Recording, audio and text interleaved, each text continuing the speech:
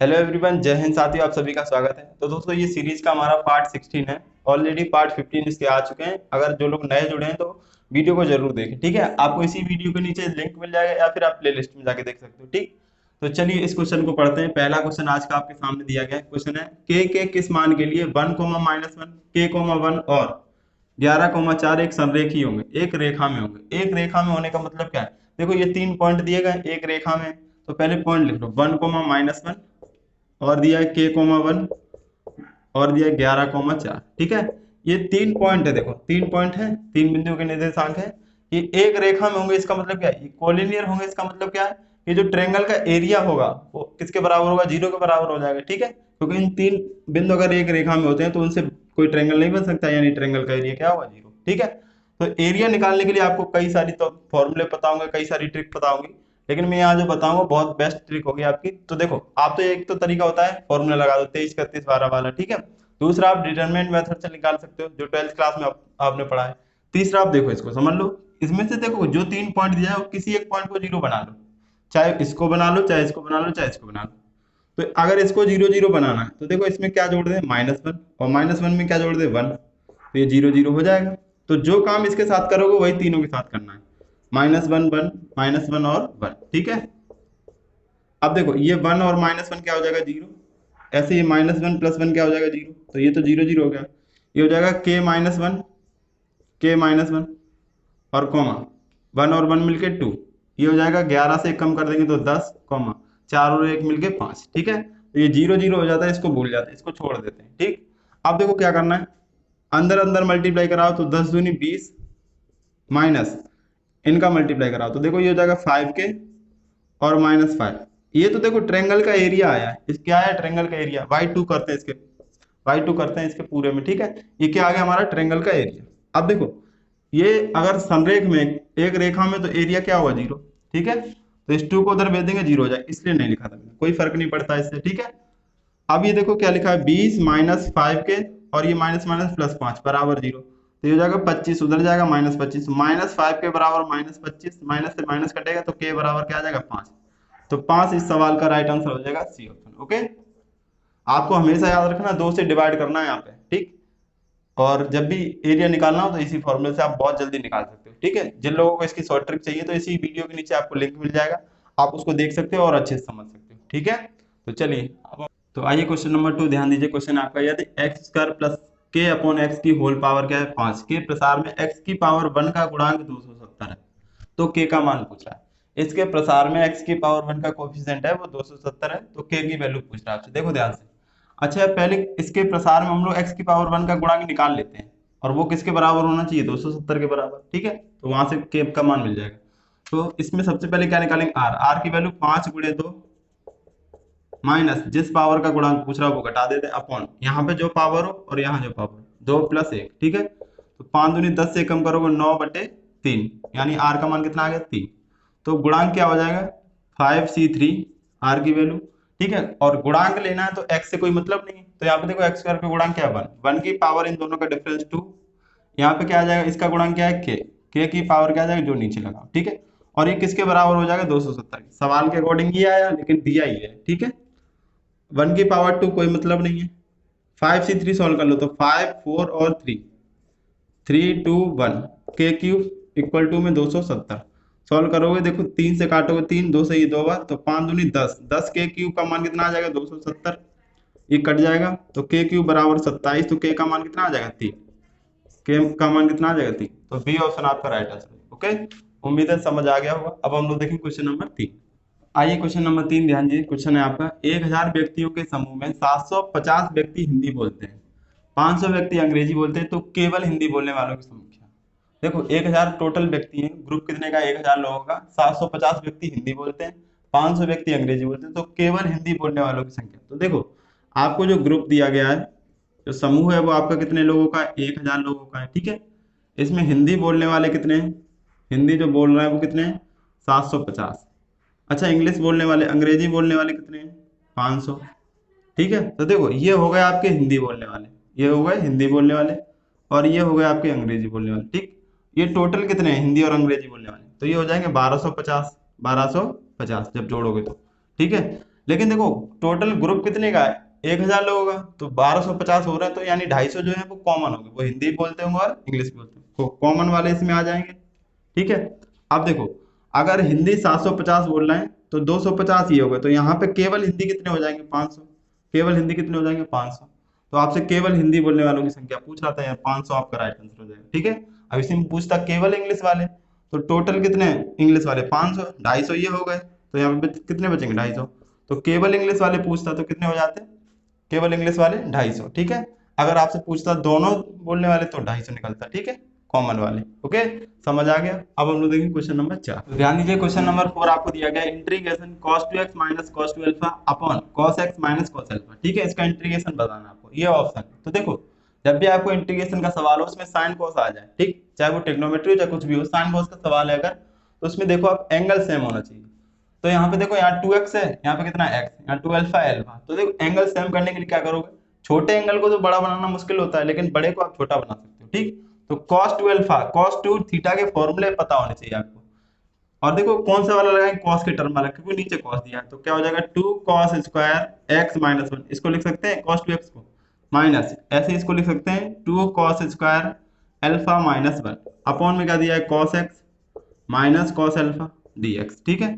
अब ध्यान समझना, एक लाइन में करेंगे इसको। देखो यहाँ पे देखो माइनस का मल्टीप्लाई हो तो ये माइनस और ये माइनस प्लस का हो जाएगा, ये तो माइनस, ये माइनस माइनस प्लस, तो -1 और +1 कट जाएगा, यहाँ से 2 बाहर आ जाएगा।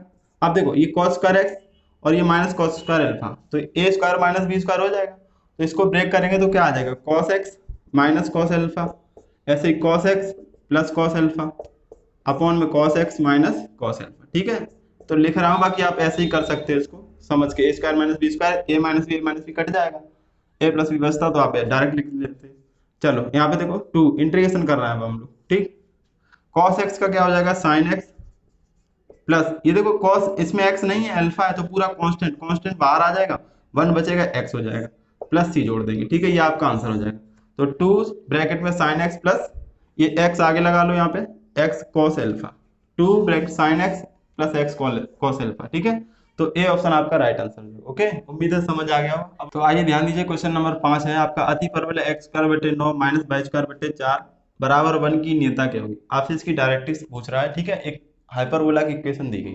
तो देखो यहाँ पे ये किस फॉर्म में, एक्स स्क्वायर बटे ए स्क्वायर माइनस वाई स्क्वायर बटे बी स्क्वायर बराबर 1 के फॉर्म में है, तो इसकी जो नियता होगी वो क्या हो जाएगी, एक्स बराबर प्लस माइनस ए अपॉन ई, यही तो होगी। ठीक है, ए स्क्वायर यहाँ पे पड़ा है।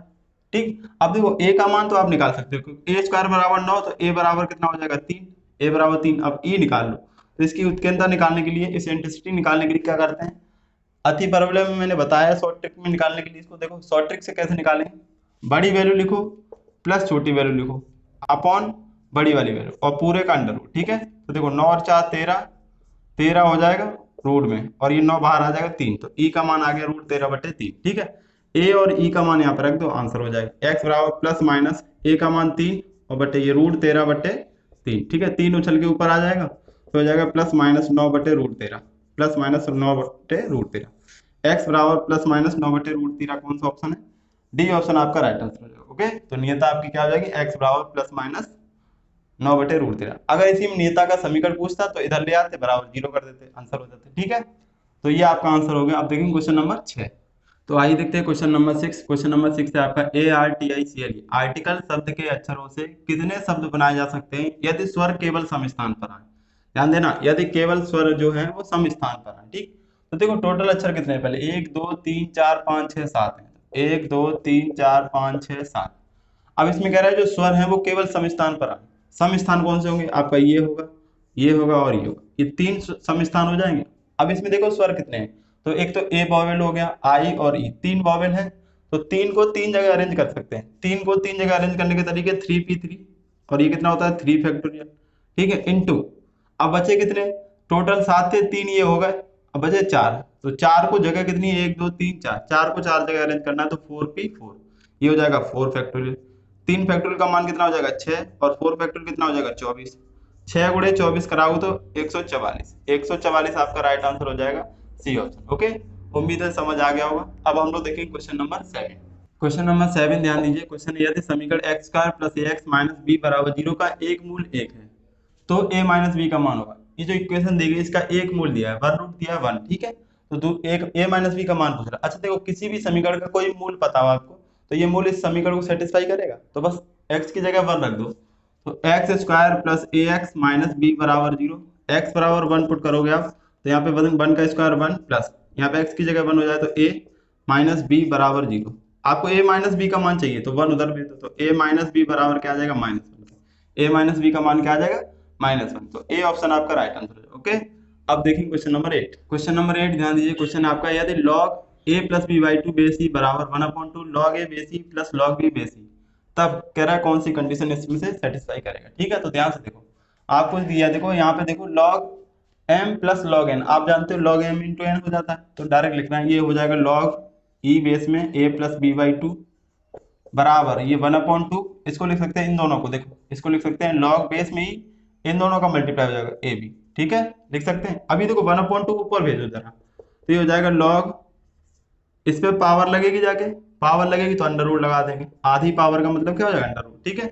और इधर क्या दिया log e बेस में a plus B by two, ये log log कैंसिल हो जाएगा, बचेगा a plus B by two बराबर रूट में ए बी, दोनों को स्क्वायर कर दो क्योंकि रूट हटाना है, तो a प्लस बी का होल स्क्वायर, अब ये 2 का स्क्वायर बचेगा 4, 4 इधर भेजेंगे और यहाँ देखो ये बचेगा ए बी, तो हो जाएगा 4ab क्योंकि स्क्वायर करने पे रूट कट जाएगा। ये हो जाएगा देखो a square plus B square plus 2ab बराबर 4ab, 4ab इधर ले आओ तो a square plus B square minus 2ab हो जाएगा, और इसको लिख सकते हैं a माइनस बी का whole square, a minus B का होल स्क्वायर, ठीक है, a माइनस बी का होल स्क्वायर। अब जब ये इधर लाए थे तो यहाँ 0 बचेगा, तो बराबर 0, तो यहाँ से क्या आ जाएगा a माइनस बी बराबर 0, तो a बराबर b, a बराबर b आपका आंसर कौन सा हो जाएगा, ए ऑप्शन ही राइट है, तो पहला आंसर हो जाएगा। ठीक है, समझ आ गया होगा। अब देखेंगे क्वेश्चन नंबर 9। क्वेश्चन नंबर 9 ध्यान दीजिए, क्वेश्चन आपका limit x tends to 0 sin mx upon tan nx, ठीक है, इसका मान बताना। तो देखो इसमें क्या लगा सकते हैं आप, LH लगा दो डायरेक्ट, ठीक है, LH आप LH लगाओ तो क्या हो जाएगा sin mx, इसका डिफरेंशिएशन करोगे तो cos mx, और mx का दोबारा करोगे तो m, ऐसे यहाँ पे tan nx का क्या हो जाएगा sec स्क्वायर nx, और nx का दोबारा करो तो n, ठीक है। लिमिट क्या है x टेंस टू 0, LH लगा के आप लिमिट अप्लाई कर दो, तो देखो x की जगह 0 रखो, x की जगह 0 डालते ही cos 0 क्या हो जाएगा 1, तो 1 इंटू एम बचेगा ऊपर, यहाँ पे sec 0 भी क्या हो जाएगा 1 इंटू n, तो m बाई n आपका राइट आंसर हो जाएगा। क्या आंसर हो जाएगा m by n, m by n कौन सा, ए ऑप्शन आपका राइट आंसर। ओके, तो उम्मीद है समझ आ गया होगा। अब हम लोग देखेंगे क्वेश्चन नंबर 10। ध्यान से देखिए, क्वेश्चन आपका sin की पावर 6 थीटा प्लस cos की power 6 theta plus 3 sin square theta into cos square theta का मान होगा। ठीक है, तो देखो इसको दो तरीके से देखें, एक वैल्यू पुटिंग से, एक आप बेसिक देख सकते हैं इसको। ठीक, तो देखो इसको लिख सकते हैं हम लोग sin स्क्वायर थीटा का होल क्यूब लिख सकते हैं, ऐसे इसको लिख सकते हैं cos स्क्वायर थीटा का होल क्यूब, ये दिया है plus 3 sin square theta into cos square theta. ठीक है, अब इसके इंटू में 1 मान लो, तो इंटू में 1 को क्या लिख सकते हैं हम लोग, sin square theta plus cos square theta. ठीक, अब ये देखो A cube plus B cube plus 3ab bracket में प्लस बी, इसका स्क्वायर हो जाता है sin square theta plus cos square theta का होल क्यूब, सॉरी स्क्वायर नहीं क्यूब। ठीक है, क्यूब बनेगा। अब इसकी वैल्यू आप जानते हो क्या होती है 1, तो 1 का क्यूब क्या आंसर हो जाएगा 1। ठीक है, तो आंसर आपका ए ऑप्शन आपका राइट हो जाएगा। ठीक है, अब एक चीज समझ लो, एक इसका वैल्यू पुटिंग से भी हो सकता है, जब भी साइन क्वेश्चन का साइन और कॉस का क्वेश्चन मिल जाए तो आप वैल्यू पुट कर दो। वैल्यू पुट करने का मतलब इसमें थीटा बराबर या तो 0 रख दो या 90 रख दो। ठीक, तो थीटा बराबर इसमें 90 रख दिया आपने। ठीक, थीटा बराबर 90 रख देंगे तो साइन 90 क्या हो जाएगा 1, 1 की पावर 6 बन ही रहेगा।